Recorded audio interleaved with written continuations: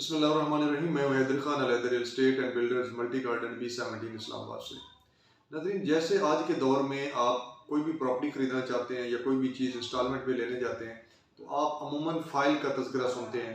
तो इसमें काफ़ी लोगों की कन्फ्यूजन है कि क्या हमें फ़ाइल में इन्वेस्टमेंट करनी चाहिए, नहीं करनी चाहिए, इससे प्लॉट मिलता है कि नहीं मिलता। बेसिकली आप जब भी आपके पास पेमेंट पूरी नहीं होती तो आप कोई भी चीज़ जो है वो इंस्टॉलमेंट पे परचेज़ करते हैं।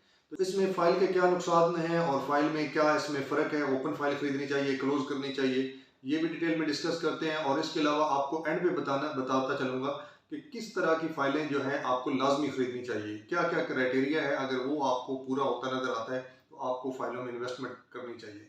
तो आप मेरे चैनल को सब्सक्राइब कर लें और लाइक के बटन को दबा लें तो इंशाल्लाह हम डिटेल में डिस्कस करते हैं। सबसे पहले हम ओपन और क्लोज़ की बात करते हैं कि फ़ाइल ओपन क्या होती है, क्लोज़ क्या होती है। ओपन फाइल वो होती है जिसके ऊपर खरीदने वाले का नाम नहीं लिखा होता।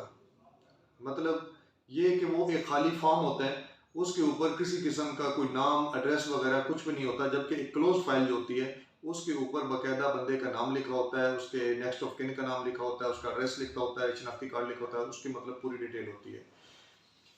आपको मिसाल देता चलो, जैसे कि आप ये समझ लें कि आपके पास एक 5,000 रुपए का नोट है। तो 5,000 रुपए के नोट आपकी मलकियत है, आप उसके मालिक हैं।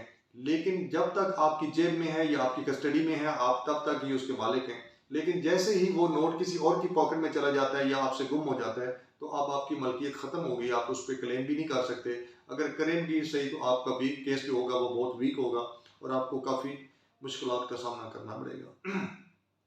दूसरी चीज़ ये है कि इसमें जो ओपन फाइल होती है इसमें कोई रिकॉर्ड सोसाइटी के पास भी नहीं होता डेफिनेटली, क्योंकि जब भी कोई बंदा अपने नाम पे क्लोज ही नहीं करवा रहा, सोसाइटी ने तो एक जस्ट फॉर्म दे दिए कि इस फाइल के ऊपर आप जो है अपना नाम, एड्रेस वगैरह पूरा इसे कंप्लीट करें और हमारे पास सबमिट करवाएं और उसके रिकॉर्ड जो है आप जो है इंस्टॉलमेंट पे करें। तो इसका सोसाइटी के पास ओपन फाइल का कोई रिकॉर्ड नहीं होता। और इवन जो दूसरी क्लोज फाइल होती है उसके ऊपर बाकायदा बंदे का रिकॉर्ड मौजूद होता है। सोसाइटी अपने अंदर रिकॉर्ड मेंटेन करती है। अगर कोई ट्रांसफर लेना चाहता है या बंदा वो बेचना भी चाहता है तो उस रिकॉर्ड के तहत ही उसकी ट्रांसफर भी दी जाती है। तीसरे नंबर पे अगर हम इसकी बात करें कि इस पे क्या बिजनेस किस तरह का होता है, लोग ओपन फाइल अमूमन इसलिए रखते हैं ताकि उस पर ट्रेडिंग कर सकें। ये एक शॉर्ट टर्म इन्वेस्टमेंट होती है। सेम आप इसको समझ लें जैसे स्टॉक एक्सचेंज में कोई बंदा इन्वेस्टमेंट करता है या कोई डॉलर करेंसी में इन्वेस्टमेंट कर लेता है तो उसमें जैसे ही रेट ऊपर जाने लगते हैं लोग इस चीज़ को खरीद लेते हैं और जैसे ही रेट डाउन होने लगते हैं तो उसको बेच लेते हैं। या ऐसे समझ लें रेट डाउन होते हैं तो लोग खरीद लेते हैं, जैसे पीक पे रेट चले जाते हैं तो उसको सेल आउट कर देते हैं। तो इसमें भी जो क्लोज फाइल भी होती है इसमें भी ट्रेडिंग तो होती है, लेकिन इसमें थोड़ा सा जो होती है डिले होती है। उसकी वजह ये होती है कि इसमें आपको ट्रांसफर देनी पड़ती है या आपको थोड़ा बहुत टैक्स पे करना पड़ता है। तो ये एक शॉर्ट टर्म भी होती है, लेकिन अमूमन इसे आप कंसीडर करें कि एक मिड टर्म थोड़ा बहुत इस पे टाइम जो है वो आपका लग जाता है। तीसरे नंबर सॉरी चौथे नंबर पे जो मोस्ट इंपॉर्टेंट चीज है जिसके बारे में काफी लोग सवाल भी करते हैं, पूछते हैं कि अगर ओपन फाइल है और ओपन फाइल उनसे गुम हो जाए तो उसका क्या होगा। ओपन फाइल में ये होगा कि अगर आपके पास वो गुम हो जाती है, जो अभी किसी के नाम ट्रांसफर भी नहीं हुई, फर्स्ट आपने सोसाइटी ने लॉन्च की है और आपके पास पड़ी हुई है, तो उसमें ये होता है कि आपके लिए बहुत ज्यादा मुश्किलात हो जाती है। जिस तरह आपसे मैंने मिसाल नोट की दी है, करेंसी नोट की मिसाल दी है, तो उसका केस जो होता है आपका बहुत ज्यादा वीक हो जाता है। मतलब आपकी सुनवाई नहीं होगी, आपके पास क्या प्रूफ होगा। आप अगर थाने जाते हैं, नैब के पास जाते हैं, कचहरी जाते हैं, तो आप क्या प्रूफ देंगे कि ये चीज मेरी थी। जबकि एक क्लोज फाइल होती है उसमें नो डाउट के टाइम फिर भी आपका लग जाता है, एक बाकायदा प्रोसीजर होता है, थाने में जाना पड़ता है, सोसाइटी में जाना पड़ता है, अखबारात में इश्तिहार देने पड़ते हैं, लेकिन एटलीस्ट उस पर आप FIR करवा सकते हैं, उस पर आप केस कर सकते हैं, उसको आप प्रोसीव कर सकते हैं।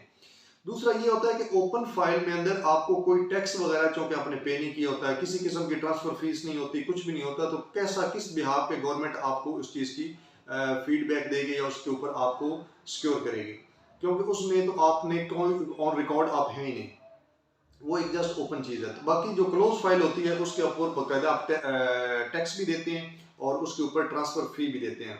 हाँ, फर्स्ट टाइम जब आप सोसाइटी से कोई भी फाइल अपने नाम पे क्लोज करवाते हैं तो उस टाइम उस पर टैक्स भी नहीं होता और उसकी ट्रांसफर फीस भी नहीं होती। दूसरी एक जो ओपन फाइल की एक जो सबसे बड़ी जो खामी मैं समझता हूँ वो ये है कि ओपन फाइल के डेफिनेटली कोई भी सोसाइटी जब काम करती है तो उसमें अगर आप नीयत, तो वो खुद जानते हैं कि उनकी क्या नीयत है, डेवलपर किस तरह का काम करना चाह रहा है, लेकिन मोस्टली वो ये इसलिए करते हैं कि इस फाइल के बिहाफ पे लोग हम इंस्टॉलमेंट जमा करवाएंगे, उसके रिकॉर्ड हम अपनी सोसाइटी में जो है डेवलपमेंट करेंगे। जैसे ही आप उसको, आप इंस्टॉलमेंट जमा नहीं करवाते या आपको वो क्लोज ही नहीं करवाते, तो सोसाइटी उस फाइल को कैंसिल भी कर सकती है विदाउट एनी नोटिस, या जस्ट आपको अखबार में या किसी भी एक चैनल के थ्रू एक आदि वो न्यूज़ अपडेट कर देते हैं, तो उसके बाद वो आपकी फ़ाइल को कैंसिल कर सकते हैं। और उसके बाद ये है कि आप मार्केट में कोई आपका पुरसाने हाल नहीं होगा, तो आप जस्ट उस पर रोक हो सकते हैं, उसके अलावा आपके पास कोई ऑप्शन मौजूद नहीं होती। जबकि एक क्लोज फाइल होती है, वो उस पे आप उसको सोसाइटी जो है वो कैंसिल नहीं कर सकती। हाँ, इतना कर सकती है कि 3 साल का एक पेमेंट प्लान था, आपने पेमेंट जमा करवानी थी, आपने उसमें इंस्टॉलमेंट लेट कर दी, तो सोसाइटी उसके बदले आप पे कुछ ना कुछ जुर्माना कर सकती है। एटलीस्ट आपकी फाइल कैंसिल नहीं कर सकती कि बस आपकी फाइल कैंसिल, आप घर बैठे, नहीं, ऐसा नहीं होगा। तो ये वो चीज़ें थी जिसके ब्याह पे ओपन और क्लोज में थोड़ा सा फ़र्क आता है। तो आप कोशिश करें कि आप जो भी करें इसको क्लोज करें। अगर आप शॉर्ट टर्म लेना चाहते हैं तो भी, लेकिन इसे अपने पास क्लोज करवा के रखें। अब इसके बाद बात करते हैं, क्या आपको फाइल लेनी चाहिए या नहीं लेनी चाहिए, क्योंकि ये अब वक्त की रिक्वायरमेंट भी है और एक बिजनेस ट्रेंड जो है प्रॉपर्टी का वो भी यही बन चुका है। तो अब आपको फाइल में इन्वेस्टमेंट करना चाहिए या नहीं करनी चाहिए। इस्लामाबाद के गिरदोनवा में मतलब हर आने वाले दिन में नई से नई सोसाइटी आ रही है, तो आपने इन चीज़ों में महतात रहना है। आपने हर सोसाइटी में रिबेट के चक्कर में या किसी कमीशन के चक्कर में या कम रेट के चक्कर में आपने कभी इस पे जो कंप्रोमाइज़ नहीं करना। आपने फर्स्ट ऑफ ऑल ये चेक करना है कि इस सोसाइटी का डेवलपर कौन है। सबसे पहले जो चीज़ पे मैं फोकस करता हूँ वो है डेवलपर। आप उसकी लोकेशन को भी कंसीडर ना करें कि कितनी अच्छी लोकेशन है या क्या उसके या उसमें फ्यूचर क्या होने वाला है, नहीं, आप हर चीज़ को छोड़ दें। सबसे पहले आप उसका डेवलपर चेक करें, उस डेवलपर की हिस्ट्री चेक करें। उस डेवलपर ने अगर हिस्ट्री में कौन कौन सा प्रोजेक्ट किया और उसने किस तरीके डिलीवर किया। लोकेशन बाद में देखेगा, लोकेशन सेकंड मैटर होता है, फर्स्ट मैटर जो है वो आपका डेवलपर है। अगर डेवलपर अच्छा है, आप उस पर बिलीव कर सकते हैं, आप उसके साथ इन्वेस्टमेंट करें, उससे आप ओपन फाइल लें, विद इन टाइम आप उसे क्लोज करवाएं, उसमें इंस्टॉलमेंट पे करें, तो वो इंशाल्लाह आपके लिए, या उस पर आप ट्रेडिंग भी करते हैं तो आपके लिए एटलीस्ट वो सिक्योर है। दूसरी चीज़ जो होती है वो उसकी लैंड होती है।